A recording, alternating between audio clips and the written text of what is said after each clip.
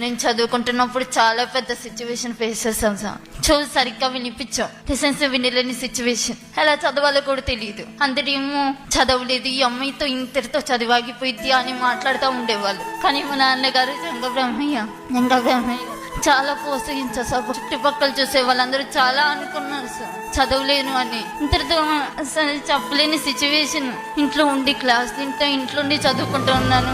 ఇప్పుడు ఈ రోజు 902 మార్కులు తీసుకొచ్చుకొని ఇన్ని సమస్యలు ఎదుర్కొని ఈ రోజు ఇక్కడ నిలబడి మాట్లాడుతున్నాను. ఐఏఎస్ అవ్వాలని నాకు కలదు సార్. చదువుకోవటానికి మీరు కొంచెం సహాయం చేస్తే తప్పనిసరిగా బాగా చదువుకోగలన్న నమ్మకం మాత్రం నాకు ఉంది. ఎంత దూరమైనా చదువుతాను. అది నా బాధ్యత తల్లి. మేము వచ్చే సంవత్సరం నుంచి ఇట్లాంటి హియరింగ్ ఇబ్బంది ఉన్న పిల్లలకి వాళ్ళకి మెరుగైన మెషిన్లు ఎట్లా అందజేయాలి, టెస్టింగ్ ఎట్లా చేయాలి, కంటి చూపు కూడా ఇబ్బంది ఉన్న వాళ్ళకి ఎట్లా చేయాలి అనేది మేము అసలు నేర్చుకున్నాం, తెలుసుకున్నాం. వచ్చే సంవత్సరం నుంచి అంటే జూన్ మాసం నుంచి అది అమలు చేస్తాం. మీ పాప దగ్గర నుంచి మీరు నేర్చుకునే మాటలు చెప్పాలి. Thank you.